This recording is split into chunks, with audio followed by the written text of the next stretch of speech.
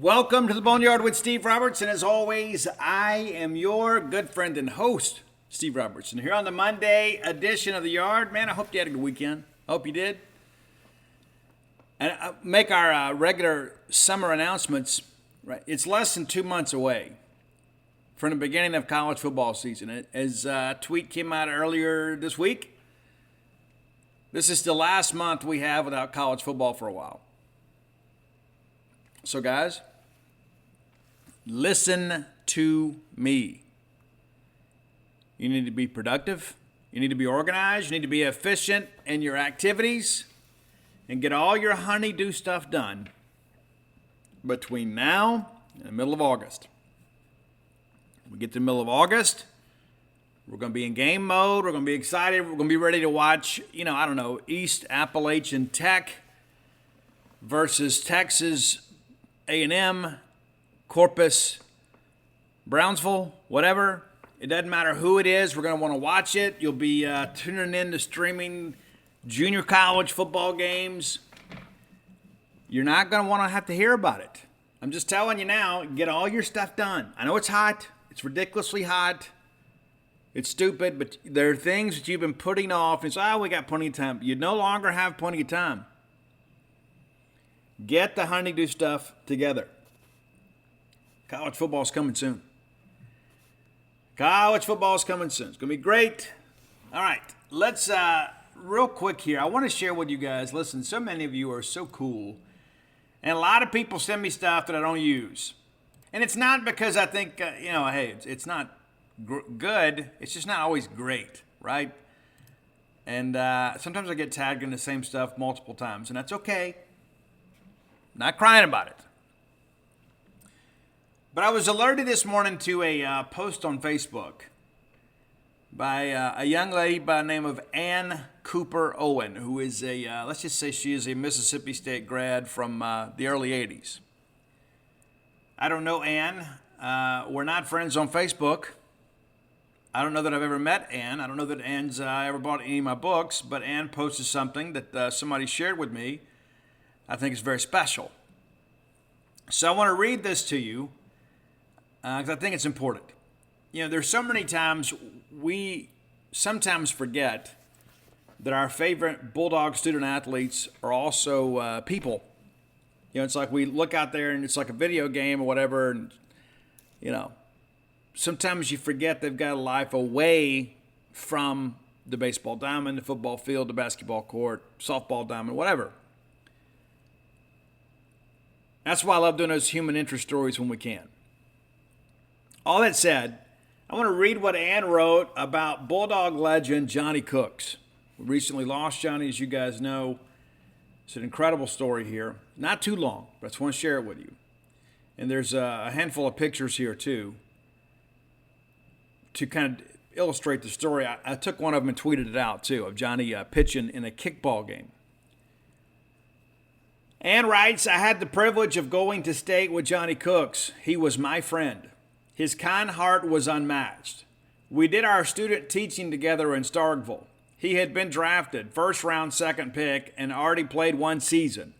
And had come back to complete his degree. We could stop right there, and it would be a good story. But it gets better. It's not just a good story, it's a great story. But the fact that a guy that was a number 2 pick in the NFL draft came back after the season to finish his degree says a lot about Johnny Cooks. All right. We had a student in a wheelchair, and continues, and it was held together with twine. He didn't have much. He never smiled. One day, Johnny and the boy weren't at school. Later that day, they showed up together. Johnny had taken him home to bathe, to a barber for a fresh haircut, to buy a week's worth of pants, shirts, underwear, and a pair of shoes, and bought him a brand new wheelchair. It was the first time I'd seen the boy smile. A beast on the field, an angel on earth. Rest in eternal peace, my friend, you will be missed. What a beautiful, beautiful story. And there is a picture here of the young man in his wheelchair. And I didn't share that. It's because of the fact that I didn't want it to, I don't know, I just didn't feel right about it. but there's a picture of Johnny out there with some of the young people. Looks like they're elementary or middle school age. I would say elementary school kids. And there's a little pudgy guy out there with his M over S cap on. But it's remarkable. It's remarkable to see this, and there have been so many great Johnny Cook stories. And I'll tell you, I shared this on Twitter too. I've never not seen Johnny Cooks in the last several years where he didn't reach his hand out to shake mine first. Just that kind of person. Glad to see everybody. And, we had back-to-back losses last week, connected to Mississippi State. And wanted to share this with you because I thought it was such a great story, but it speaks to the character of Johnny Cooks. So there you go. All right, so real quick here, before we get deeper into the show, we got a lot to talk about today, and we're expecting a commitment any moment now. And so once that happens, we'll talk about that, be later in the show. But we are expecting a commitment, football commitment today. For those of you that buy my books and follow the show, I want to make sure you understand this. You can now pre-order. Pre-order link was established over the weekend for the new book, When the Bottom Falls. So go to whenthebottomfalls.com, or you can find it on my Facebook, or you can find it on Twitter, Instagram, everything. It's all out there. I'm on all forms of social media at Scout Steve R. But if you are a person, number one, maybe you just like to read. Maybe you like an underdog story. Maybe you like a story of redemption. That book's for you. Maybe you're a person that has struggled with substance abuse. This book is for you.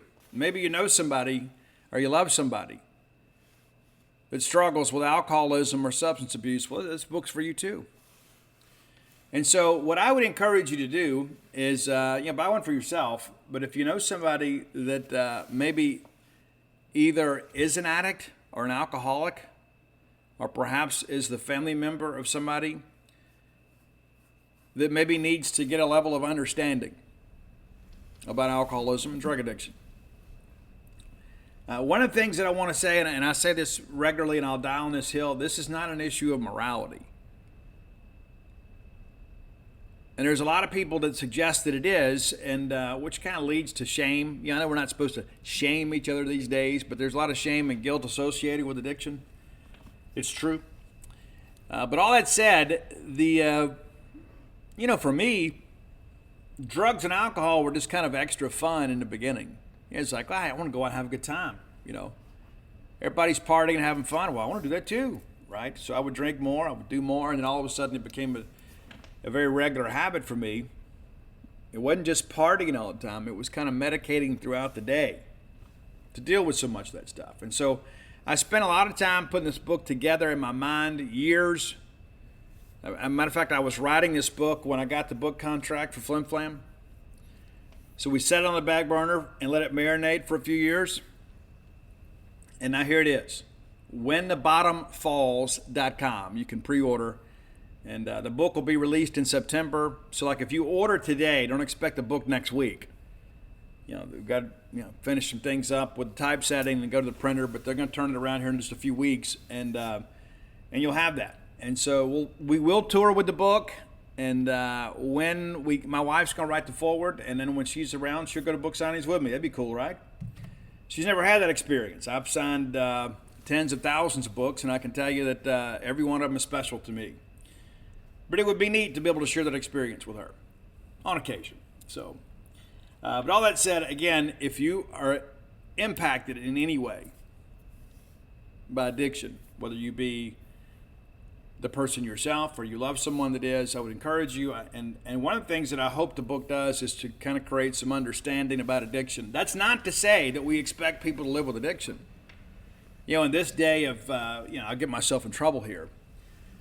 But in this day of where anything goes in life, I'm not going to sit here and tell you that we should have a specified class, that we should just accept the fact that people are living with addiction. We shouldn't. And maybe that's not progressive. But we should never set up this thing. And again, I could chase this thing forever. But a lot of people out there handing out rolling papers and needles and things like that. I mean, the reality of it is, we want them to be safe. We do. We want to live. However, people that have no consequences for their actions have no incentive to change. So you're actually enabling them. You're enabling them. But again, I'm not going to spend a lot of time talking about that because I don't want to get in trouble. But again, the reality of it is that every family in America at some point, if they haven't been, they will be impacted by substance abuse in one form or another. So again, whenthebottomfalls.com. Be sure and check it out. We had a great weekend of pre-sales. Great weekend. And I talked to my agent about that, and I was like, hey, what are you expecting? I don't know, I said, let's set a goal for this.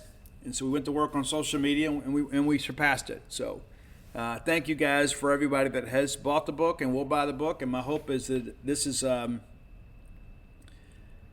it's something that helps you, whether you're an addict or not. A lot of life's lessons in this thing. Not to suggest that I'm some sort of guru, but I'll tell you this, that I'm 5 months away from being 32 years clean and sober. So I know a little bit about how not to drink and use, how to achieve something in life, how to find a measure of happiness. So perhaps you'll benefit from it. Again, from the whenthebottomfalls.com. All right, let's thank our friends at Bulldog Burger Company. I plan to get in there this week. I didn't get there last week. I'm kind of hankering for something. I want to get those sweet heat chicken sliders. It's kind of been on my mind lately. And you know how it is when you get, it's almost like a great song. You get an earworm and you're not satisfied until you listen to it. I've got this craving for those sweet heat chicken sliders, and I'm gonna go have them at some point this week. Maybe today. I don't know. But the reality of it is that Bulldog Burger Company is a great place to dine. Doesn't matter if it's lunch or dinner, or maybe you just want like a night out with friends. You could do that too. Full service bar at all three locations.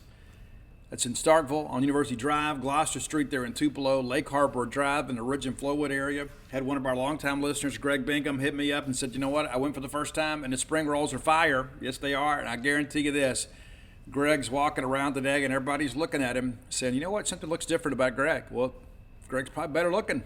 He had the spring rolls. Now be sure and go check them out next time you're in town. Have the Lauren, have the Bryant, have the Mentology, add bacon. Get that chocolate shake to go. You'll be glad you did. Bulldog Burger Company, the place for people to go to meet, M-E-A-T. All right, last night, the first two rounds of the Major League Baseball draft, and there were a couple players selected as we expected. Everything has gone to script at this point, with the exception of Colin Hawk being a little bit lower, I guess, in the first round. It actually came in the competitive balance picks, but still technically a first rounder. So let's kind of get you up to speed on that. I think that's an important aspect of every bit of this is kind of how things went and where things go from here.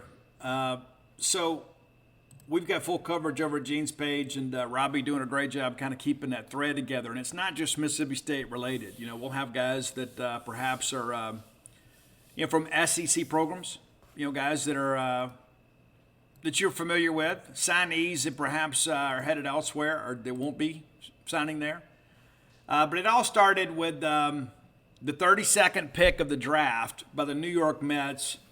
Colin Hawk is drafted. He will sign, okay? And that's one of the things that I want to make sure that we drill down. Basically, anybody drafted yesterday on Sunday or anybody drafted today is going to sign with rare exception. As I shared with you guys last week on Friday, the last year of all the picks in the top 10 rounds, only 3 guys didn't sign. And they were all college guys, including Brandon Sproat of Florida, who went back to school and was drafted last night in the second round.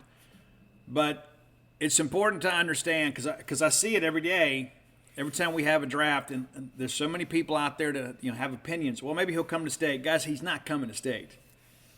It's not going to happen because they basically agree to terms prior to the pick being made. Because if they don't, if a team drafts a guy in the top 10 rounds and he doesn't sign, they're penalized financially. And so they're not going to draft a guy that they don't have a reasonable expectation of him signing. And so they agree to terms, say, what's your asking price? The slot value, which is something that was set up in the collective bargaining agreement some years ago because it was ridiculous, the amount of money that was being thrown around at times, and the veterans were upset about that. But the slot value for Colin Hawk is $2.607,500. So this guy's going to sign and get a signing bonus in excess of $2 million. He is not coming to school. But Steve, what if, guys, there's no way, if you're already a first rounder, even if it's on the back end of the round, you're not going to come here and play for 3 years or 2 years in some cases and improve upon that. What if you get injured, right? That's always a possibility. It's important to understand that aspect of it. So if a guy is signed, he's going to get a lot of money. And so guys, again, that are drafted this high typically.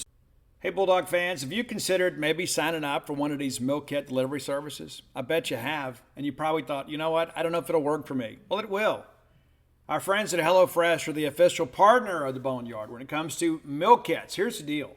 You get farm fresh, pre-portioned ingredients and seasonal recipes delivered right to your door. You can skip all those trips to the grocery store and count on HelloFresh to make home cooking easy, fun, and affordable. That's why it's America's #1 meal kit. Here's the deal, too. It's so cool.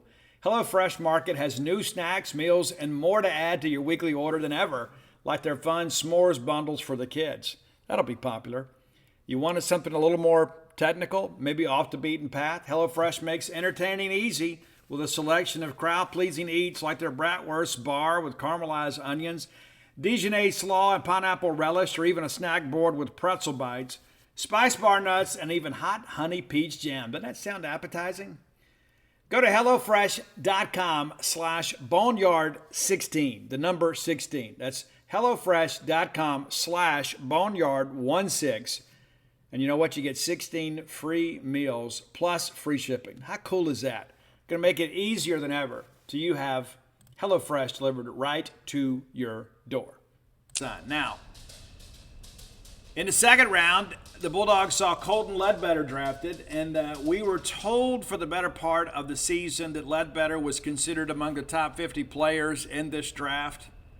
He goes at pick number 55, so pretty close on the projection there. Drafted by the Tampa Bay Rays at number 55, and that's a slot value that's going to have him in really good shape too. I'm looking to make sure we have it here, but it's in excess of $1 million. I remember that. It's probably, I think it's 1.6. I should have gotten myself together here, but listen, Ledbetter's not coming back, and I've already seen some of these posts in the Facebook groups. You know what? Maybe he can come back next year and be a first rounder. Not going to happen. It's not. Well, Steve, you don't know. I do. I do, and you do too. And that's where we need some help sometimes on social media. A lot of people are, what's it going to take? Guys, they're going to sign. Period. What was it 318 players last year drafted in the first 10 rounds? 315 of them signed.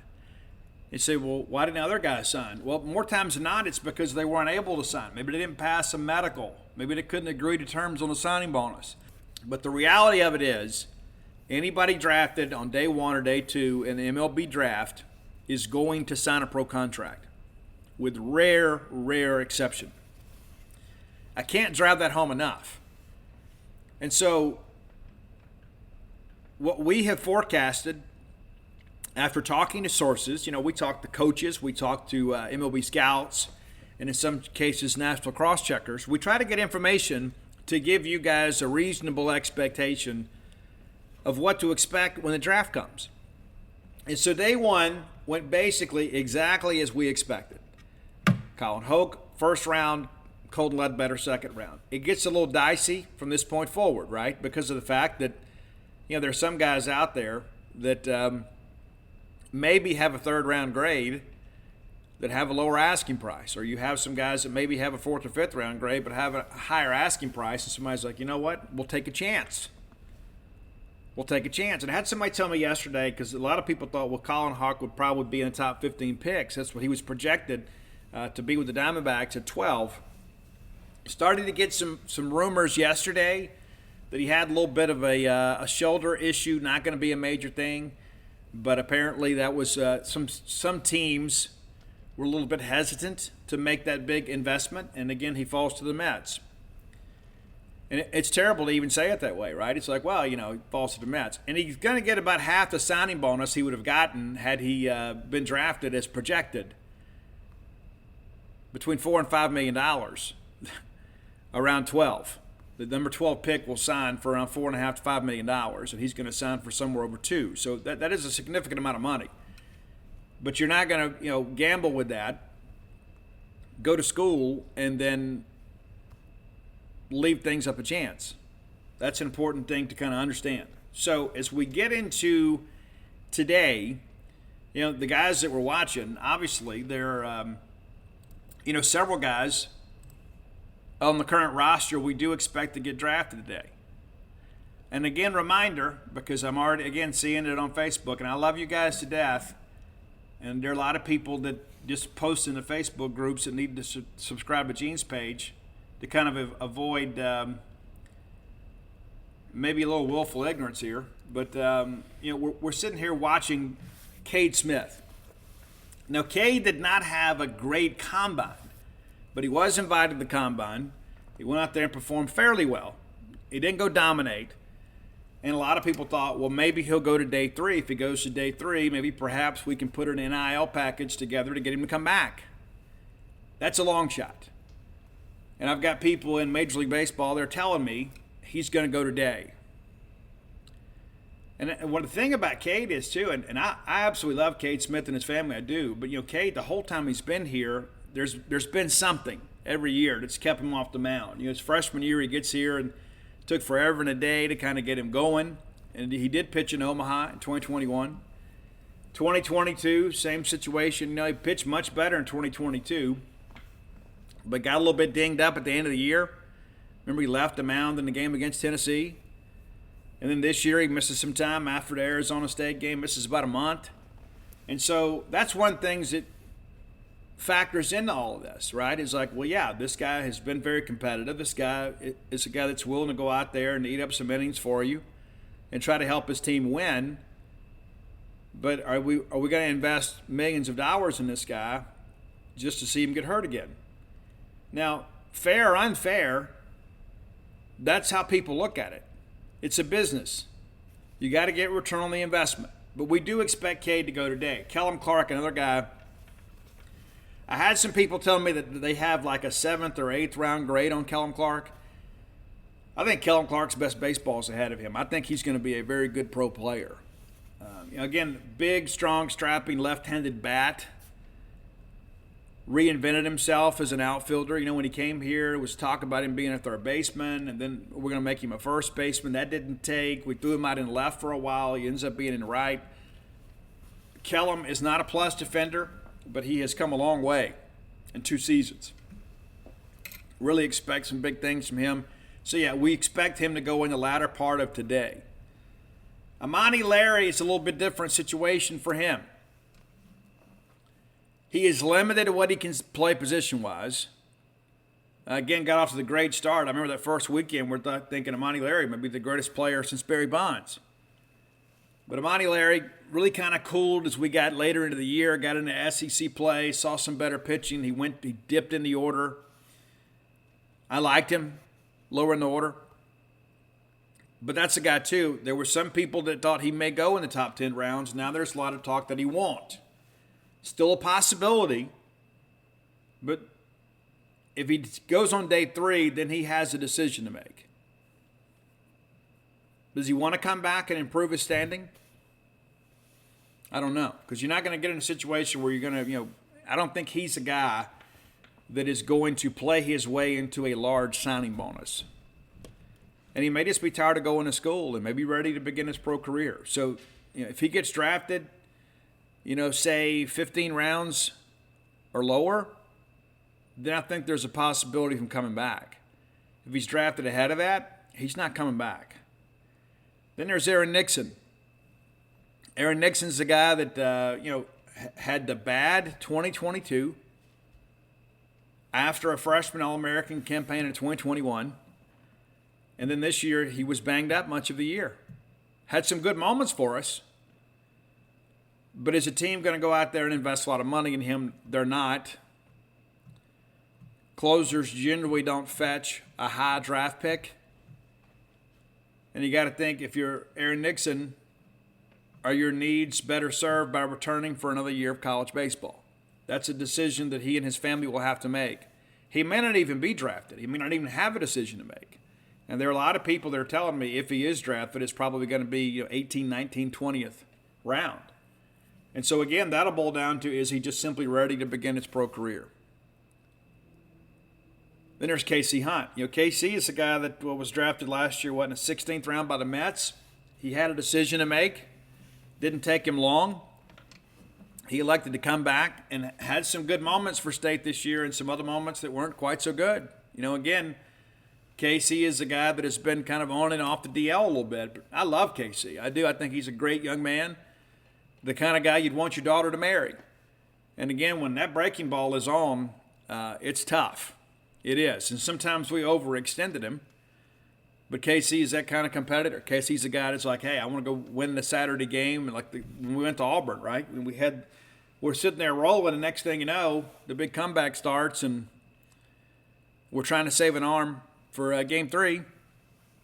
But Casey's a guy that I expect to get drafted late too. So we'll watch some other things. But again, Hunter Hines and Dakota Jordan are not draft eligible. They're not. And I see people talking about it, but they're not draft eligible, period. Hunter Hines may actually be the MVP of the Cape Cod League this year. Eager to see what those guys are going to do, DJ and Hunter, next year. And another interesting note here, too. A lot of people are very much paying attention to the portal. And no matter how many times we say it, it seems to be a tough time to sink in here. But the portal closes on the 13th of July. That's not the last day to commit, because I'm already starting to see the posts in the Facebook groups and say, hey, the portal's closing and we're not taking advantage. Guys, the portal has nothing to do with the timeline for a young man to commit, period. He just has to declare by the 13th that he plans to transfer in order to be eligible to play next year, provided it's his first transfer. Two-time transfers have to be graduates, right, unless there's some extenuating circumstances. So this week we'll finish up the draft, which will be huge, and then we'll know exactly who's in the portal. And there are going to be a lot of guys go in the portal later this week.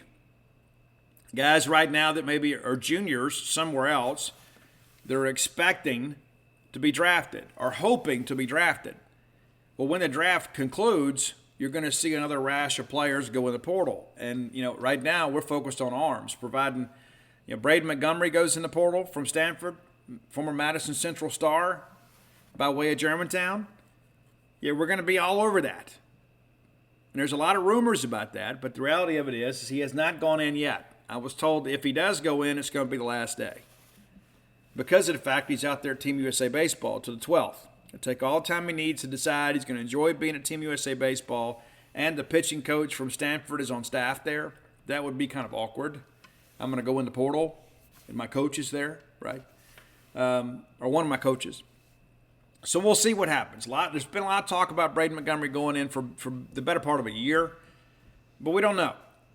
And so if he doesn't go in, I don't think we take another outfielder unless a difference maker just happens to come along and have a mutual interest.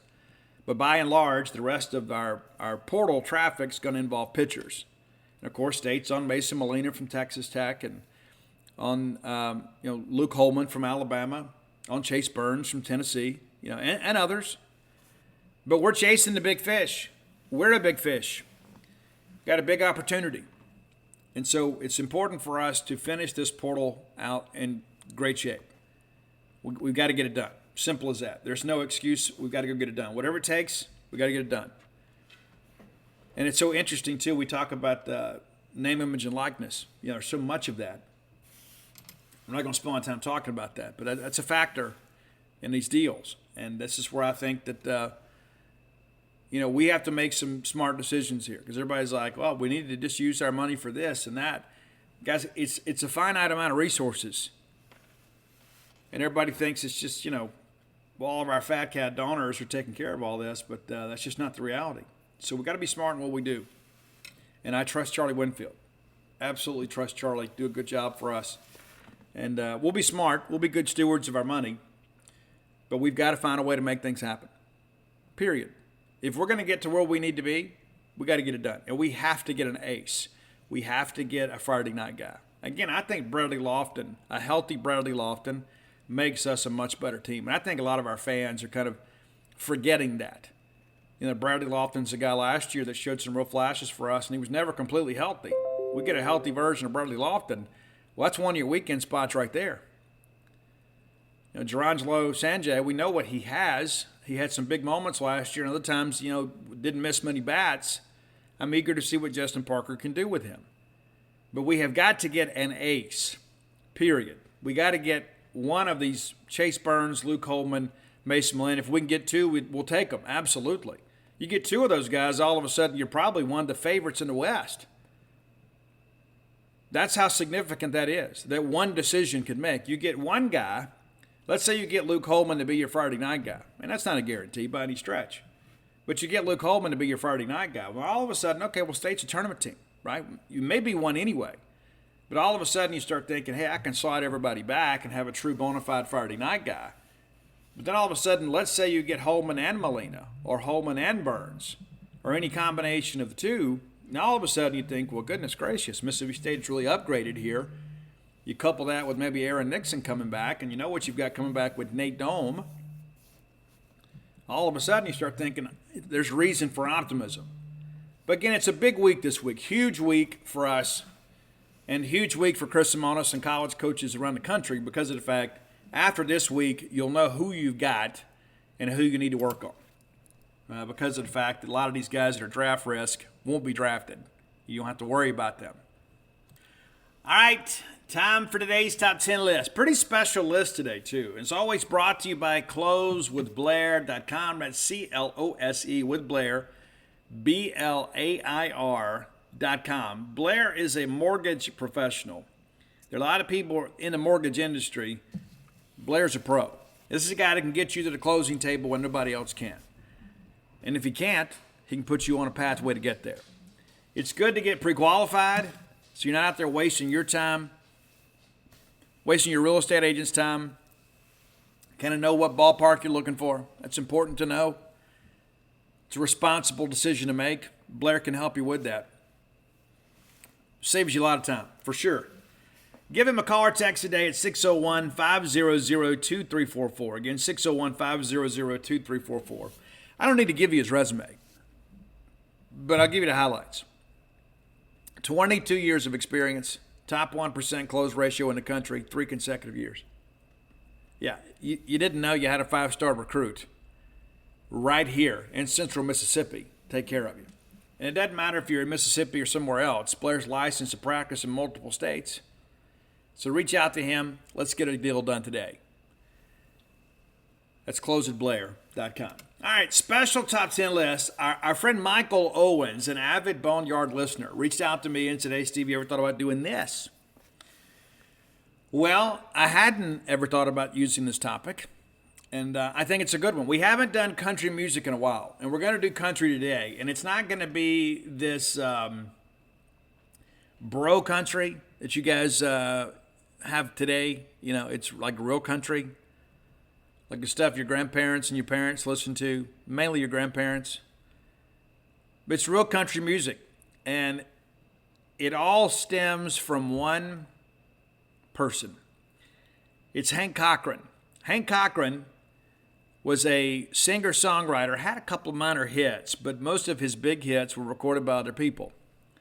Hank Cochran is a native of Isola, Mississippi, and spent some time in an orphanage and kept running away, and ended up living with his aunt and uncle in Greenville, Mississippi, and they hitchhiked, ironically, all the way to New Mexico and went to work on an oil rig out there, and his uncle taught him how to play guitar like in their spare time. The next thing you know, Hank became a singer-songwriter. Spent some time in California, ultimately landed in Nashville, and wrote some of the biggest hits in country music history. So again, this is real country. So Hank did not use the phrase, girl. That's not in there. Hank didn't wear bedazzled jeans. Hank didn't have the cap on, with the hook on it. We didn't do that. Didn't have those square-toed boots that look like they've never set foot on dirt a day in their lives. Much different guy. So we're going to celebrate the music of Hank Cochran today. And Hank married a country music superstar in her own right, Jeannie Seeley. And her biggest hit, her signature song, was a song that her husband at the time, Hank, wrote. It's called Don't Touch Me. Maybe you're somewhat familiar with that, maybe you're not. But Hank was married a total of 5 times. And I think Jeannie was wife number 3. They were together for quite some time and divorced in the mid-'80s.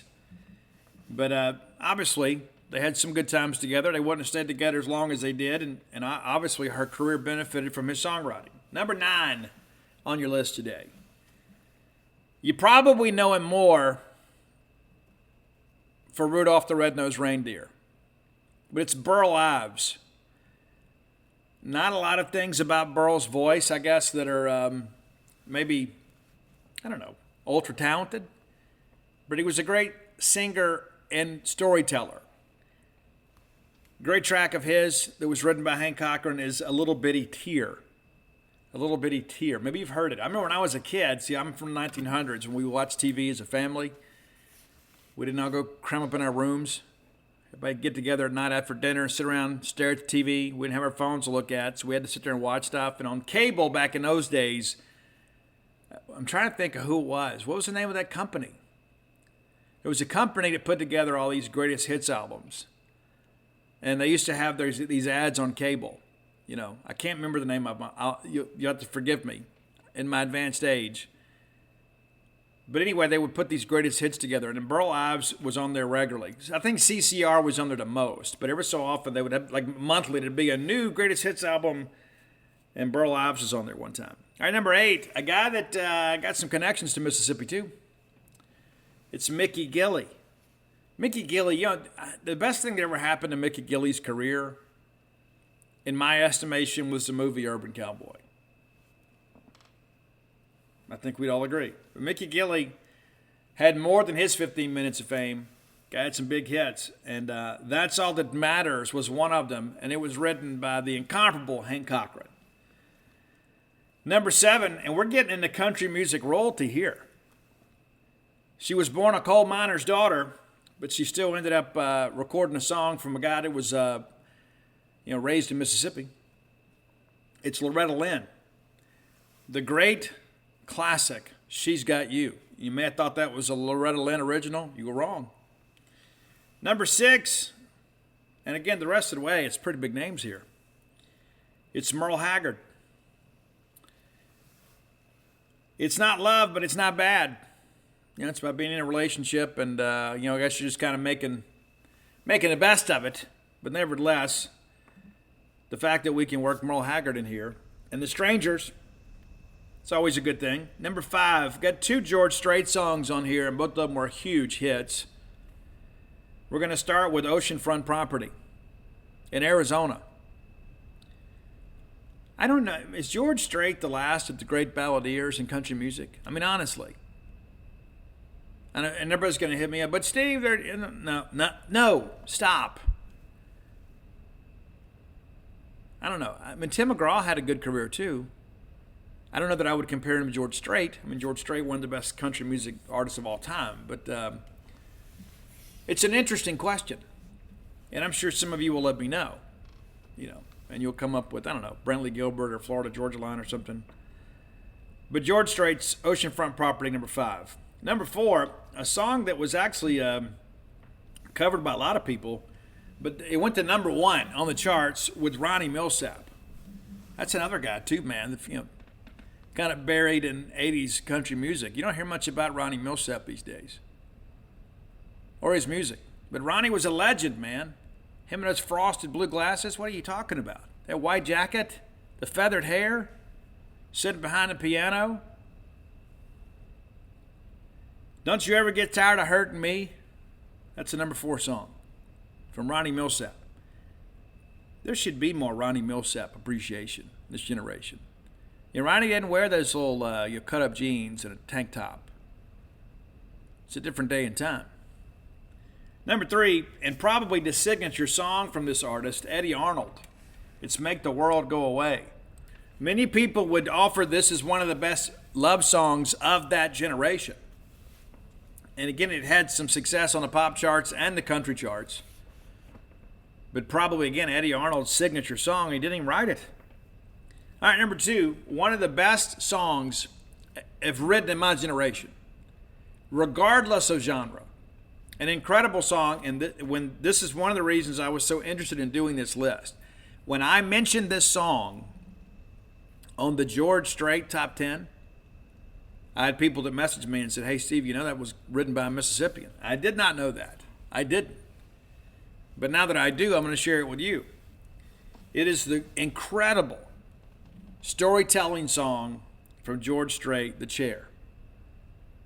True to country, true to love, very, very clever from start to finish. It's basically a one-sided conversation with this girl he meets at a bar, and then they hit it off. The next thing you know, they're dating, and and in the end, George reveals to that girl that wasn't my chair after all, because that's the premise of the song. It's like he walks up and, excuse me, but I think you got my chair. It was just an excuse to talk to her. Then after she falls in love with him, he's like, I just got to tell you, it wasn't my chair after all. So great job of songwriting, and what an incredible performance with George Strait. Again, George Strait's one of those people I think really just kind of transcends genres. Maybe George, Chris Stapleton, Willie Nelson. Willie's done some work with Hank Cochran as well. But the number 1 hit, and it was the big breakthrough for Hank Cochran. It was the one that really put him on the map, and next thing you know, he became, a songwriter for the Stars. And probably, and maybe the second best song, or most well-known song from Patsy Cline, it's I Fall to Pieces. Crazy's probably number 1, right? Wouldn't you agree? But I Fall to Pieces from Patsy Cline, your number 1 song, and many of these artists making their top 10 debut on the Boneyard. Patsy Cline especially. But an incredible career for Hank Cochran, and he ended up being in the Country Music Hall of Fame as a songwriter. Again, had some hits himself. And what's interesting, too, I want to share this with you. Hank and Eddie Cochran performed together as the Cochran brothers. They were not related. I don't know why they thought that fit. Maybe it was just easier to go along with it. Are you guys brothers? Sure. Eddie Cochran, of course, had the big hit, The Summertime Blues. Ain't no cure for the Summertime Blues. When we're going to raise a fuss, we're going to raise a holler. But they did perform together and wrote some material together. So it's nice to be able to kind of take a trip down memory lane. I know we have we have a demographic on our show at times that they don't fully embrace rock and roll. That's okay. I'm not going to be a music snob about that. I'm not a country music guy, but I'll tell you this, growing up in the South, you kind of had to be, because those were the only radio stations that you could pick up when you traveled. And those of you from the 1900s will remember that. You kids today, get off of my lawn, you kids today will never understand the struggle of listening to the radio station all day long, hoping for your favorite song to come on, only to have the radio station fade when it finally started. You couldn't enjoy it. You don't know that pain. You don't want to know that pain. But when we would travel across the South, especially across the great state of Mississippi, especially when you get outside of Jackson, all you could hear was country music. That was it. No matter where that or gospel, right? Which is kind of like the kissing cousin of country music. So you kind of had to have some favorites. Maybe you liked Eddie Rabbitt or Waylon Jennings. That was part of the deal, man. Wasn't like it is today, where every song in the history of the world is available on iTunes. And not everyone. There's a lot of songs that are out of print that should be on iTunes. I think that's a marketing opportunity missed. If there are out of print albums out there, you can't buy them online. Why wouldn't you put them on iTunes? Doesn't cost you anything.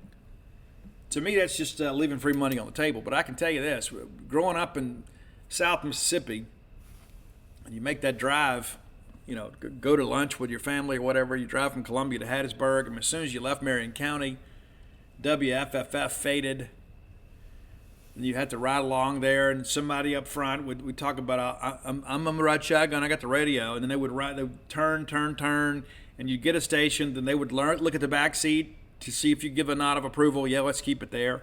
You listen to that station for a few minutes until it faded, and you'd find another one. And we had our little program too, our presets, right, where you hit the little thing, and it actually like had a string on it. It was nuts, man. I know I'm dating myself with all that, but I remember that was a big deal, man. It's big, and sometimes you just turn the radio off. You couldn't find anything.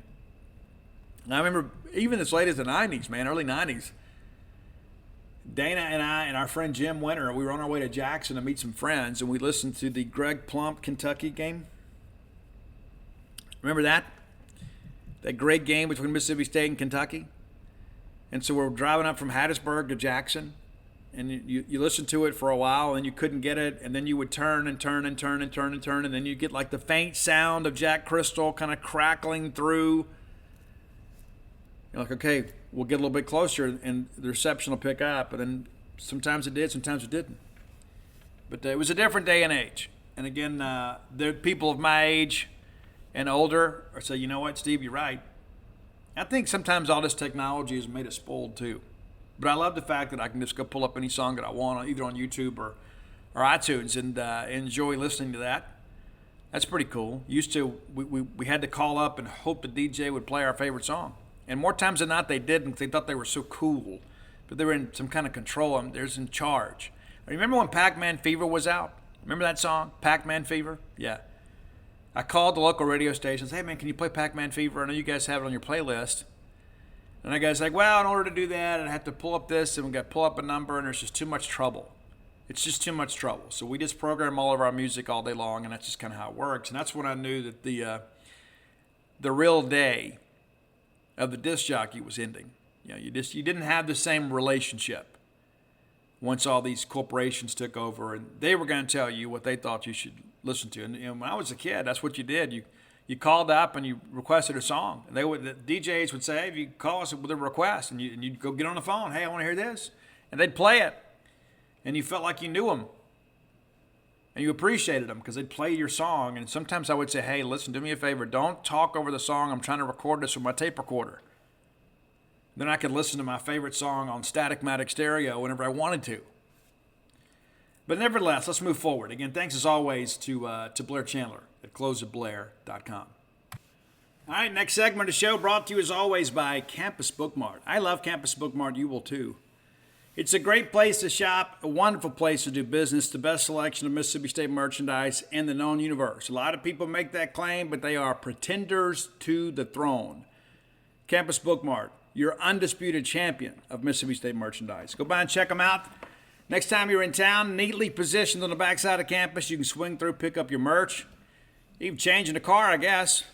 Use one of their great restrooms if you want to. Use the dressing room, put on your new Mississippi State outfit, and head over to one of the Bulldogs' historic venues. If you can't make it to town, or perhaps game day is a tough shopping day for you, hit them up online at campusbookmart.net, courtesy of Al Gore's Internet, and use promo code BSR. That stands for Beautiful Steve Robertson. That gets you free shipping on all orders over $75. Any order less than 75 bones, absolutely incomplete.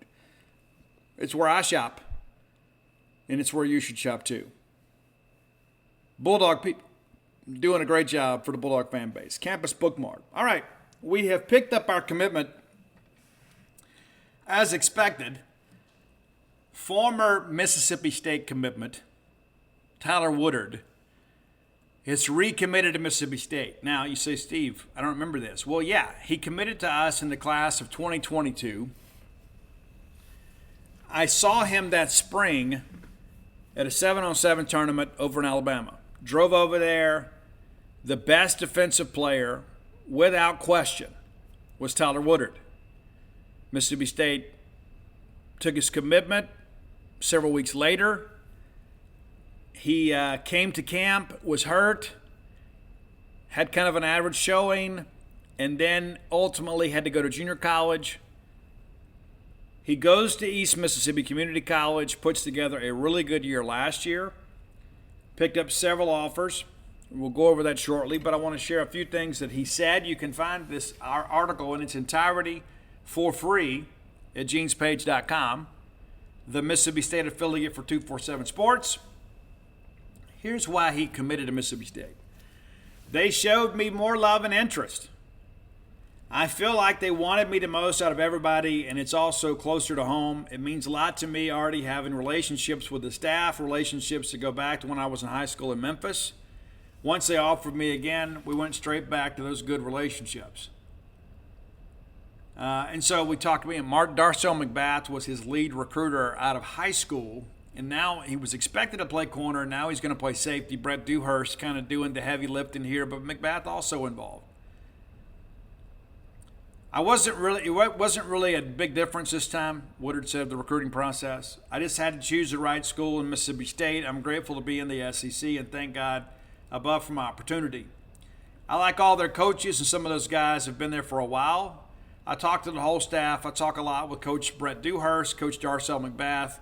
Coach Dewhurst is a really cool dude, and we have a good relationship. Of course, I've known Coach McBath for a while, and everything is still straight with him. As far as his preparations for the season, it's been going great this summer. I've just been working out, doing a lot of conditioning. It was fun playing safety last year, and I've adjusted to it well. I played a bit of safety and corner in high school, but after our second game last year, they moved me to safety, and I will be there again this year, which is good for us. I really like the freedom at that position. And finally, Mississippi State has always had a good defense. I like how they use their safeties in different situations. I believe I'm able to come down over to slot receiver or make tackles in the box. They will give me the opportunity to move around and make plays for the defense. So far, the coaches have mentioned free safety or boundary safety. I think I'll probably play more at free safety.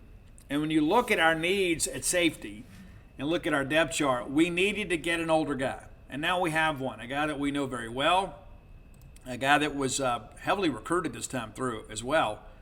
Kind of looking at his offer sheet here, and I don't know how up-to-date this is, but he had an offer from Alabama, Appalachian State, Arkansas, University of North Carolina at Charlotte, Louisville, Marshall, Southern Miss, Nevada, Las Vegas, Texas, San Antonio, among others.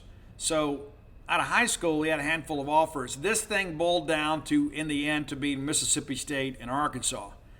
And this is Darcel McBath and Brett Dewhurst head-to-head with Marcus Woodson. And, Marcus Woodson's the guy that has recruited Mississippi heavily and had some success here a few years ago. Of course, all those kids that went to Auburn, only one of them panned out, that being Derek Hall. But Woodson, you got to give a tip of the cap to him. He is a relentless recruiter, and anytime you can beat him, it's a good thing. So that brings Mississippi State's class up to 16 commitments. 16. And Woodard not been officially rated yet by the network. That'll happen in time. But this class now, of course, the ranking will bump up a little bit once you get the junior college rankings done, and a lot of that's going to depend on film, kind of getting the film. But interesting, 16 commitments and the first junior college commitment, and it won't be the last. We're losing a lot this year, and so you're going to see State be pretty active in the portal. You're going to see State be active when it comes to junior college players. Speaking of portal players, over the weekend, State picked up another commitment for the 2023 class.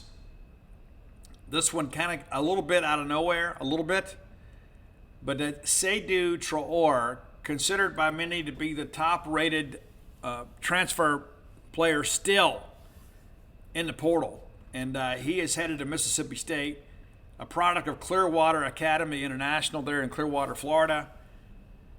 Spent some time at Colorado, and now is headed to Mississippi State. Now the question comes in here is what happens with him as far as eligibility. He was originally at Arkansas State and then transferred to Colorado. So he's already used his one-time transfer exception. He is not a graduate, so he is not available for immediate playing time this year. In order to get that, there's going to have to be a waiver granted. Now, that could be any number of things. And the thing you go back to with Colorado, you go back to Deion Sanders. As soon as he got the job at CU, he told a bunch of those guys to go get in the portal. And so could this be what they consider a runoff waiver? Because if you pull a player's scholarship, then that constitutes a pretty good reason and rationale to grant a waiver.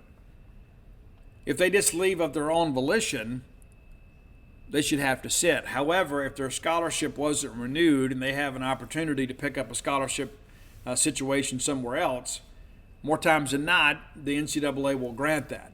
And so that's kind of what we're up against. But as of now, he is not eligible to play this fall. It may be August, who knows, because we've seen these situations in the past kind of linger into the season. So at this point, the best thing is to not expect him. And then if we get him, you're going to be pleasantly surprised. And let me just tell you this, if you've watched his film at all, this is a guy right here that could be a difference maker in this offense. Now, granted, the talent pool's not especially deep. When you look at tight end, and he's kind of a jumbo X. He could be a guy that, I guess some would say could play at X. I like him more as a flex tight end, but we'll see. Big, physical guy with soft hands. Really a mismatch out there. But out of high school, he really wasn't much of a prospect. I mean, just kind of a mid-level 3-star. Not even ranked in the top 100 players in the state of Florida, and he was listed as a wide receiver and then has kind of ballooned up into a tight end and put on some good weight. This is a guy that he is legit. He is absolutely legit and a guy that could be a real difference maker for us. That's an important thing to consider. In the event we get him in and get him eligible, this is a guy that can play. But again, that's a member of your 2023 class rather than 2024, which means, State, if the math works in my mind, and there's no guarantee that it does, that we have one scholarship left available, that we may use that for a walk-on. I'm not exactly sure how that's going to work. But we're right at 84 scholarships right now. Now, and let me go ahead and prepare you, because it seems this is the world we live in, right? You're going to have some outgoing traffic in the portal come December at Mississippi State. You're going to have some guys that, due to the schematic changes on offense, you're going to have some guys that give it a go this year that ultimately leave. And so you're going to see some attrition. And in order for us to get, what is used to be considered a full class in, we're going to have to free up some scholarships. And again, you're doing these kids a disservice. There's so many people that say, hey, well, commitment doesn't mean anything. Well, that commitment works both ways, right? I mean, and why would we want to keep a guy that doesn't fit our scheme? Why would we want to keep a guy and make him kind of toil in obscurity and in a situation where perhaps that he could play somewhere else? It doesn't matter how committed he is if he's on the bench. We've had some guys in the past that we've said, hey, listen, the chances of you playing here are not very good. However, I spoke to Coach so-and-so down at Buck Tussle Tech, and they'd like to give you a scholarship. Or if you're interested in that, I'll put you in contact with them. That happens all around the country. And Dan Mullen used to do a great job of that too. When we'd have guys that want to transfer, or we'd have guys that didn't fit the scheme, Dan and those guys would get on the phone, and they would call and help guys find a landing spot. We didn't have the benefit of the transfer portal back then. And for years, we didn't even have social media, right? And so you needed coaches to help network for you. It's not like it is today where you just put your name in a portal and then all of a sudden it's on the computer of every college coach in America. It's a much different day and time today. But we're going to have several players leave in December and probably some in the spring as well. So just be prepared for that. Just go ahead and tell you now, the numbers don't work right now. I would suspect right now we're probably right at 85, and I would say you'd probably see close to double-digit guys get in the portal between December and the spring. And that's probably how it's going to be for everybody around the country kind of moving forward. Just kind of the reality of it. And everybody's like, oh, we're having all these transfers. And all of a sudden, you listen to this show in late December, and I'm explaining to you that we're among the best when it comes to fewest number of transfers. But that's not always a great thing. If you have guys that can't play, nobody benefits from that guy staying, namely him. Guys going through workouts, going out there through practice and never getting the payoff for all of his hard work, that's a big part of things. So that's where it sits today, kind of a recruiting reset for you. New commitment for 2024 and a new commitment for 2023. And again, there'll be more. And I've heard we may get another commitment here in the next week or so. I just don't know if this guy's a take just yet. So I'll update you on Wednesday's show. If he's not a take, I'm not going to tell you his name. If he is a take, I'll tell you his name. All right? And again, I'm working what we can to kind of find out where things sit with this young man. But he is a guy that's had an offer from Mississippi State since the spring. But we'll see. An out-of-state player, too. So I don't want to create a lot of speculation, but I know you guys always are curious. There's a lot of guys out there that want to play at Mississippi State that maybe can't play at Mississippi State. I like this guy, but I think we're on probably a player or two better at his position, and maybe you ultimately take him, but maybe you don't take him just yet. All right, changing gears a little bit. SEC Media Days are going to take place next week. I'll be in Nashville, but I'm not going to cover the Media Days. I'm going to go up there, have some meetings, kind of go see some friends, that sort of stuff. But Dave Murray will be covering for us, and I suspect Robbie will go as well. I'm not exactly sure. I think Robbie's going to go, but I know Dave's going to go for us. But they've announced the players that will represent your Bulldogs. That's Jaden Crumedy, Woody Marks, and Will Rogers. I can't think of three better representatives of Mississippi State. They'll all do a great job. I'm happy these guys have the experience. I mean, they get on a plane, they fly over, they go through all these interviews, and there's Radio Row and things like that. There's a lot of things that happen. They have a chance to kind of get their name out there and kind of talk about the program. And at this point, everybody considers themselves a bowl team. And when you look at the schedule and the parity within the league, we could have a record number of teams bowl eligible. I mean, honestly, that's how wild this year could be. But I'm eager to see kind of how it lines up for everybody else. More times than not, you take the quarterback. Leach didn't always do that. But Jaden Crumedy, a guy that had the opportunity to go pro last year, elected to come back. That was significant. We had that run of players that all announced on social media. Jaden Pickering, Buki Watson, Jed Johnson. But all those guys are valuable. But, Crumedy's a guy, too, was a difference maker for us last year and only got to play a handful of games. And so getting him back obviously will help him boost his stock in the eyes of the National Football League scouts. It's a much different deal, too, with baseball draft and football draft. You can make yourself as a senior in football. It's difficult to do that in baseball because you lose your leverage, right? It's just the collective bargaining agreements are almost polar opposites in many respects. But Crumedy, a guy, provided he stays healthy, we feel like that he is a solid, top half of the draft type pick. Really a luxury position. If he has a good year, obviously he can play his way in possibly day 2. I don't think he's a guy that will play his way into the first round, but I think he is a guy that could be second or third round pick. But I don't know how they're structuring the show this year. But excited about Crumedy. And again, you go back and look at how many games last year that he played in and how much better the run defense was. When you have to account for a guy like Jaden Crumedy, it opens up opportunities for other people. He is a team-first guy that understands his role in our scheme and a guy that will really get after people. So expecting a big year for him. Of course, Woody Marks, I've said on the show multiple times, I don't know that anybody on the Mississippi State roster benefits more in the change offensively than Woody Marks. You've seen what Woody can do running the football at times and then catching the football. He is a multi-down back. He's a guy that can play all 3 downs for you. But you go back and look at how hard he ran the football.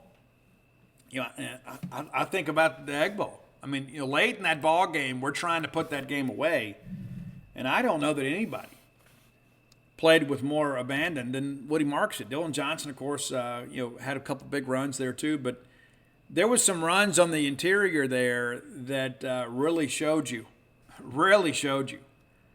how tough Woody Marks is. That's an incredible part of it. I mean, just absolutely amazing to think about what Woody Marks could be in this system. We're going to run it a lot more.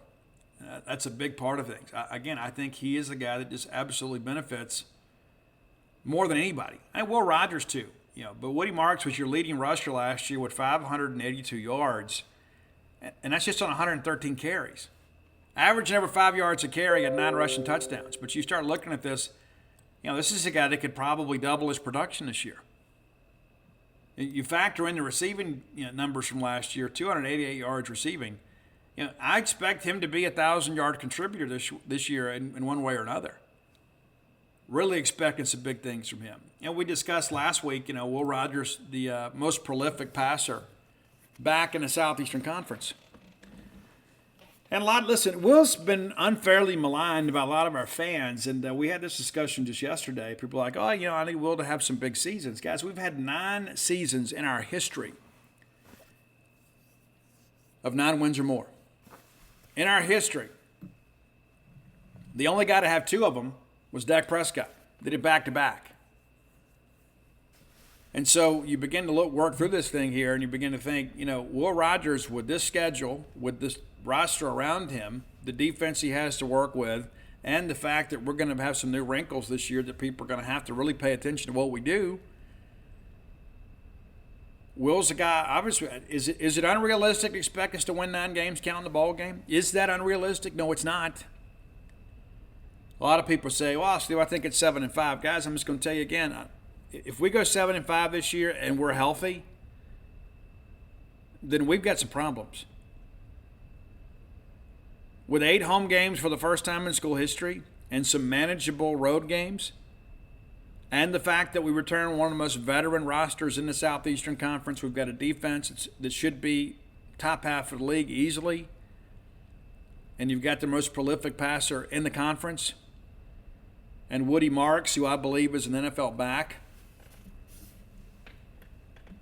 Is it unrealistic to think we couldn't match last year's regular season win total and go 8-4? We got a very manageable non-conference schedule. And you win a bowl game, it gives you 9. You upset somebody along the way, it gives you 10. But before we get ahead of ourselves, just go ahead and kind of lay it out for what it is. Will Rogers is a dude. And again, some of our fans have kind of blamed him for some things that weren't always his fault. And I'm not going to sit here to defend his play in the Egg Bowl at times. That big touchdown right before the half, that was significant. The big drive to beat Illinois, that was significant. But yeah, Will did not play well the last couple of games of the year. And he'll tell you the same. And as I've shared with you before too, watching him throw the ball at Pro Day, he's never thrown the football better. Never, at any point. Now, granted, there's no rush, there's no fear of getting tackled there. But I think one of the things, in some respects, while Will has answered the bell, we've probably asked too much of him at times. We probably asked him to shoulder too much of the load. And so, again, you begin to think about this deal. Now, all of a sudden, he can be a player, not always have to kind of be the player coach. I think Will's going to have a big year for us. I do. And I think it's one of those deals, too, where Will obviously comes from a football background. His dad obviously grew up watching film with him. Will's knowledge of the game is advanced. And Will is a guy that can kind of see what the defense is showing us and get us out of a bad play into a good play. And I think now that you've got more of the complement of the running game, and there were times last year, listen, I love Mike Leach. There were times that, we'd go games sometimes and have 13, 14 consecutive passing plays. And so teams just drop back, kind of wait for us to make a mistake or wait for us to, run a route incorrectly or something like that, or drop a pass or, miss a protection. That's the thing. When you remove the possibility of the big play from an offense and you just kind of have to methodically work your way down the field, at some point there's going to be a mistake. There's some point there's going to be a holding call. There's going to be a misprotection. There's going to be a sack. There's going to be a tip ball. And I think with this offense, all of a sudden you got to march those safeties down in the box to respect the run. We break a tackle, it's a big play. The air raid has not been a big play offense. It just hasn't. Of course, there's some times, where you get the matchup you want, you get a bust somewhere, you confuse a safety, there's a communication issue or whatever, and you can exploit that. But by and large, this has been an offense that kind of requires us to put together 8, 9, 10, 12 plays on a drive. And yes, it eats up the clock, but it also opens up the probability for a mistake. How cool would it be to go out there and all of a sudden see somebody break a run for 50-plus yards? There haven't been a lot of long runs in recent years because of the way people defensed us. When you play 2 and 3 high safety, it's difficult. It's difficult to rip off a 25-yard run when there's 3 safeties on the field. It just didn't work that way. So I'm eager to see what Kevin Barbay does. And I think Woody benefits the most. I think Will probably second most. I think you're going to see a different brand of Will Rogers, as good as it's been at times. I think you're going to see Will be a better leader and be a guy, too, that a lot of people look at and say, you know what? This is a pretty cool thing. All right, final segment of the show. We may not go the full 90 today. I had an interesting idea over the weekend. I wrote this article, and you can go read it in its entirety for free at genespage.com. You know, Zach Arnett began his college athletics career as a baseball player. A lot of people didn't know that. But Zach had football in his blood. And Zach and his family, obviously, I won't say they were rich by any stretch of the imagination, but they could afford to send their kid to college, okay? And when you're around Zach, he kind of has this blue-collar, hard-nosed mentality. You think, oh, this is a kid that's worked his way up from nothing. That's not true, okay? That's not true. Zach's bravado, I think, is really just kind of, based on the fact that he was always a smaller kid. And so he had to play big. And so baseball, Division I baseball, was probably the easier course of action for him. And so I said, I'm going to write an article about that. I want to write about Zach, being a baseball player. And I was initially told that he walked on to baseball at University of New Mexico, but I found out later he was actually offered a scholarship to go play. And he was from La Cueva High School there in Albuquerque. And so I started kind of digging into all this, and I'm like, hey, this is a pretty special story here. Because I've soon discovered that Arnett played with two future big leaguers, Jared Pacheco, who spent a lot of time with the Rockies, some time with the Diamondbacks, and then James Parr, who was drafted out of La Cueva High School by the Atlanta Braves and spent a couple years in the bigs. So I'm thinking, well, man, how good could this team be? Arnett was a Division I signee, and then you have two guys that are big leaguers on the same high school team. How good were they? Well, one of the best high school teams of all time. They set the national record, 70 consecutive wins. In Zach Arnett's 3 years on the varsity as a catcher at La Cueva High School, do you know how many games they lost? 1.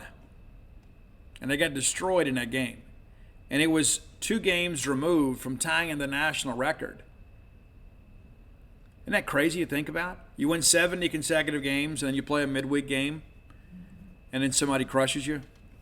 That's what happened. And they rebounded and went on to win the state championship. Guys, Stan McKeever, who was the head coach at La Cueva when Zach was there on 3 of the 4 state championship teams. They won the state title 4 years in a row, which ties a state record.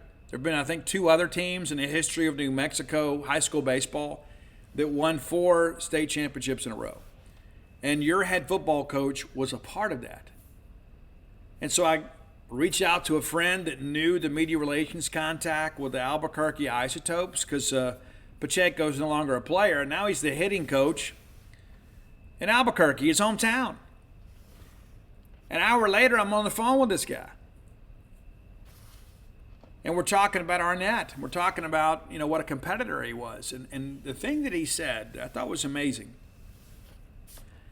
is he said, we wanted Zach on the field. And Zach wasn't always the most talented guy. He played really hard. But we always wanted him on the field because he was so competitive. And he made us more competitive. We were all a bunch of competitive guys, but all of a sudden, here's our guy. And Pacheco pitched in high school too, as you'd expect. And so Arnett is catching 2 guys that ultimately ended up being pro ball players. And I said in the beginning, Arnett wasn't especially skilled. He hustled, earned the respect of his teammates. And what's interesting, too, in game number 69, when La Cueva set a new record for high school winning streak, consecutive games won. This is back in 2004. The final out of the game came when your head football coach threw out a runner. It was a blowout game, but the final out of the game, Arnett throws a guy out in the state championship that year in 04. James Parr threw a no-hitter. Your head football coach caught and called a no-hitter that won a state championship. It's fascinating stuff. And like you go through all this, like our own feelings about Arnett, right? It's like we knew that he was pretty special from the beginning. It didn't take us long to figure it out. There's a special quality about this guy. I tell you one of the cool things, too, about speaking of Albuquerque and Arnett, my wife was out there for a while, an extended period of time, and nearly killed me, as you may remember. But every time I would see Zach, he would say, hey, is your wife still in Albuquerque? I was like, yeah, how's she doing? How's it going out there? Because Albuquerque can be a rough place. That's the kind of guy he is. Not only did he remember, he goes, hey, next time you go out there, go eat here. It's been a while since I've been there, but there's a really good place. You need to go see this. Kind of got a little leech in him in that respect. But then when you start digging into this thing and you begin to realize the genesis of the Zach Arnett experience, this isn't a situation where a guy was just in the right place at the right time. Zach Arnett is a guy that worked his way up. An undersized high school catcher, gets an opportunity to go play at UNM, and then decides, you know what, I'm a football guy. I can't live my life not knowing. I'd rather fail than not know, so I'm going to go try to walk on the football team. And you know what he does? By the end of the summer, they put him on scholarship. He ends up being a late signee. And then over the course of the next 4 years, he becomes the centerpiece of their defense. As Pacheco said, as good as a high school baseball player Zach was, he said the funnest thing was to watch this guy play football. He said he's out there leading the defense and calling the checks and audible the team and getting everybody fired up. And you can see how fiery he is. It's just simply something that is within Zach. He is a competitor.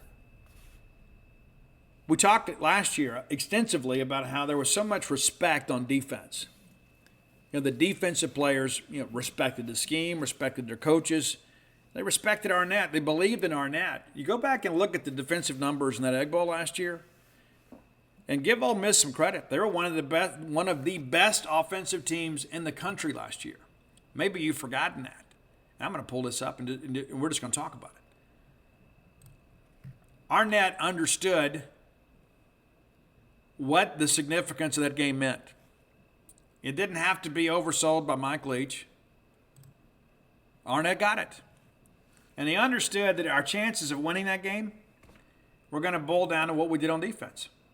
Ole Miss was not great defensively last year. They made some plays. They weren't great, but they were a team that would eat you up. They get Judkins going, man, they just eat you up. Had a couple of decent wide receivers, of course, Mingo and Malik Heath. And so this is a very prolific offense, and yet you had to account for the running ability of one Jackson Dart. But you go back and you look at these numbers. We held Ole Miss to 19 first downs. We held them to 78 yards rushing. Again, one of the most prolific running teams in the country. And that's on 39 attempts. Mississippi State actually outrushed them with 2 less attempts. They passed for 257. They have 335 yards total offense. That's it. And, of course, most of that came on that final drive. Remember that? The 99, 98-yard drive? Think about that for a second. You look at these numbers and say, wow, 335, that's great. We put that ball in the end zone right there. It's probably a different game and a different box score. But up until that final drive, what they have, 240 yards of offense? Thereabouts. And so I share that with you, again, just to kind of frame this thing up. I am a raving fan of Zach Arnett. Not just as a player, but as a coach. And I see it all the time, like on our message boards. People are like, man, I want this guy to be successful so bad. I just want it so bad. And guys, I'm going to tell you this. Based on the track record, and again, you go back to high school, a kid that probably didn't really have a lot of business out there. Came in as a freshman, and again, they said he was kind of rough around the edges, but he competed. He hustled. And in time, he became the starting catcher on the varsity. He goes on to win 3 state championships. And then goes on and walks on to a Division I football program, earns a scholarship, and becomes a captain of the defense. And again, you look at everything that's happened since he's been here as our coach. And every decision that he's made has been the right one. Everyone. And so I say, you know what, hey, I hope that he's successful. Guys, I expect him to be successful. Because that's all Zach Arnett has ever been. Will there be a learning curve? You better believe it. But the thing that I expect is basically the same thing that we saw from him coming up the ranks, high school, walk-on football player to ultimately earn a scholarship, whatever. His kids are going to be tough. His kids are going to compete. His kids are going to get out there and get after it. And it's not like he's a brand new guy that comes in and we just don't know anything about the guy, right? It's a guy we've had a chance to get to know for 3 years. Now, there's really not much chance of him ever going back to be the head football coach at University of Mexico. Mama's not going to call him home. Matter of fact, he doesn't get back to Albuquerque very often. But he does on occasion. Because Zach is here trying to find a way to get your football team to win a ball game. Very involved on the recruiting side of things. And you look at how we're recruiting right now in state's going exceptionally well. It is. And so the thing that I want to kind of bring all this kind of together is this is not a hope situation. This is not, well, I got my fingers crossed, Steve. No. Zach Arnett may be ahead of schedule, which is kind of the story of his life. But Zach Arnett was the right guy at the right time for this program. And I think long term, we're going to look back and say, you know what, this worked out really well. I'll give you guys a little bit of an aside, too. While it was never officially declared, Zach Arnett was your coach in waiting. There's never a contract signed. There's no language anywhere. Nobody ever said, hey, Zach, you're the coach in waiting. Zach Arnett loved it here. He loved working with Coach Leach. But, there were some murmurings about Coach having some health problems last year, that he may retire. And sadly, we all know how that story ended. But as late as, last summer, there were some discussions. And Mississippi State officials actually, did their due diligence into Zach. People forget Zach signed the most expensive buyout of assistant coach in the country a couple years ago, which says a lot about how he feels about you and about us and about Mississippi State and about Starkville. This guy's committed to your program. Dan Mullen did a lot of amazing things here, but let's be honest about that. I mean, it was like, he was dating us until he found a better option. And I get it, man. I appreciate people that come in and they aspire to be great, and they're ambitious and they want to win national championships. I get it. I understand it. Do you think Zach Arnett expected to win a national championship when he went to New Mexico? Probably not. But he loved the game, he loved his team, and he went out there and did his best to make them better and do some historic things. And I believe, and I may, 5 years from now, I may look back at this and say, you know what, I was a complete idiot. I believe Zach Arnett's going to be here for a long time. And not just because of the fact that, Zach Arnett is a good football coach. I think Zach Arnett loves it here. I think Zach Arnett loves Mississippi State. You saw from the very beginning, he's like, I'm just so grateful to this university for this opportunity. I think Zach's the kind of guy, too, that, we believed in him first. I guess we'll give Rocky Long a little credit for that, too. But we believed in him first. And we hired him based on Rocky Long's recommendation. Mike Leach, Rocky Long, amazing friends. And Mike used to tell me the best defensive mind in the country was Rocky Long. We couldn't get Rocky to come. And so Rocky makes a recommendation that we hire Zach Arnett, who was at Syracuse at the time, had not signed his contract, and actually used their fax machine to fax us back his memorandum of intent. And we pluck him away. And he comes down here, and after year one, everybody in the country wants to hire him, including LSU. And he stays. And to give John Cohen some credit, John had put in a buyout. Halfway through the year, we went ahead and negotiated an extension. We realized what we had there. So after the Ole Miss game in 2020, we go ahead and sign an extension with a very expensive buyout. So whenever all of a sudden South Carolina and all these people are like, hey, we want to go interview Zach Arnett. It's like, okay, but you're going to pay every dime of the buyout. And you're like, what's a buyout? Like, oh, goodness. And I remember, like it was yesterday, I love all these people with, quote, sources at other schools that have no connection to Mississippi State. But, well, I understand they're going to, when all that stuff happened with the Orgeron thing, well, I understand the buyout could be negotiated. Let me tell you this. I know John Cohen better than most of you folks do. And if you think for 1 second that John Cohen was ever going to negotiate a buyout to allow Zach Arnett to go to LSU at a discount, you don't know John Cohen at all.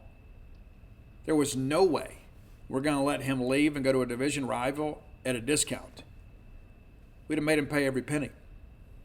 And I remember having that discussion with John after the dust settled. I said, there was a guy in LSU media says that we're going to negotiate the buyout. And I told him, I said, if you think that John Cohen's going to settle for anything less than every single penny owed to Mississippi State, you're kidding yourself.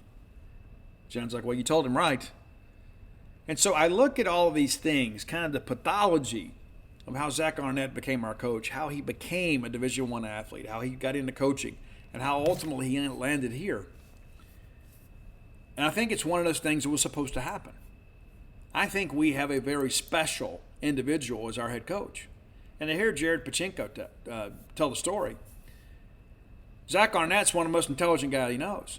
And it's one of those things, too, being around Zach, he doesn't always give off that studious vibe, but you can tell the guy's got some street sense. You can tell the guy understands how to motivate people. And just as he was as a catcher in high school, he made the guys around him better. You look at Zach Arnett in 2020, guys, did we have any defensive stars on that defense? Honestly, go back and look. Well, you had Martin Emerson, right? You had a rising Emmanuel Forbes, coming up the ranks, a year later. We had kind of a no-name defense in 2020. It's true. And you look at the guys that have graduated and moved on. How many of those guys went pro? It's amazing to think about, right? Now all of a sudden we're beginning to get some talent. You're beginning to get some wins on the recruiting trail, and you're beginning to get some four-star type talents. What's Zach Arnett and Matt Brock and that defense going to do now that we've upgraded our talent? And I go back to something, again, Mike Leach had a note in his office that said, when in doubt, trust Zach. Mike Leach, one of the greatest football coaches to ever live. And he went and hired Arnett based on his friend's recommendation. And then ultimately learned to trust the guy and say, you know what? Zach's our guy. And now Zach is our guy. And you know what? We may go out this year and have a disappointing year. I'm not expecting that. And I may be completely wrong about Zach Arnett. I don't believe that I am, though. I'm not going to go out here and bet money on Mississippi State's college football season, but I would not bet against Zach Arnett. I can promise you that. And the more that I learn about Zach and the more people I talk to that have known him kind of coming up, the more I like him. This wasn't just a hire of convenience, as some people have tried to suggest. We had our eye on Arnett for probably a year or longer. And I remember talking to John Cohen, in year 2. He says, hey, Steve, this guy's going to be a head coach somewhere. Maybe here someday. It happened a lot sooner than we expected, probably even more so than Arnett expected. But I would encourage you, whatever you see Zach Arnett get involved in, it's probably worth investing in. And so I think it's time for us to invest in that. I think it's okay to be excited about the Arnett era because I think it's going to be a really special one. I got a really good feeling about this. And feelings are feelings. But when you're basing those feelings off a pattern and a body of work that have shown you that this guy has been successful in every aspect of his life at every level, why in the world would you think it's okay to start doubting him now? It's not. Again, go to whenthebottomfalls.com, order your copies of the book, and you can get Alpha Dogs. And I'm told I think they actually found a handful of Stark Villains in the warehouse. I think 3 or 4 copies. So if you don't have that, you can order that too. Of course, there's Flim Flam and Dogpile. 5 of my books are available on this website. It's not just the recovery book, but Again, Dogpile, Flim Flam, Alpha Dog, Stark Villains. You can order, again, limited quantities on Alpha Dogs and Stark Villains, especially on Villains, just a handful of them. And they just found those when they recently did an inventory, found those in another box. So when we go to book signings, sometimes there's like a mixed box, and that's what they found, a mixed box that had a handful of these in there. So check them out. Blooms Oleander will soon be going out of print. Matter of fact, I'm not renewing that this year, so whatever's out there is all that you're going to be able to get. And you can get it through Amazon.com, BarnesandNoble.com, BooksandMegan.com. I think it'll probably go out of print here in about 60 days. And I've had a lot of people here as of late, so they can't wait to read the new book because they love Blooms of Oleander. And thank you very much. That was just a little side project that we did. It was a lot of fun. And as always, if you're not a member of genespage.com, you certainly should be. Come by and check us out. And we'll be monitoring a draft throughout the day, and which got started here shortly. We'll be monitoring the draft, and we'll update you as it kind of unfolds. But until next time, let's all live our lives in a way we make more friends than enemies, and people can see a difference in the way we live.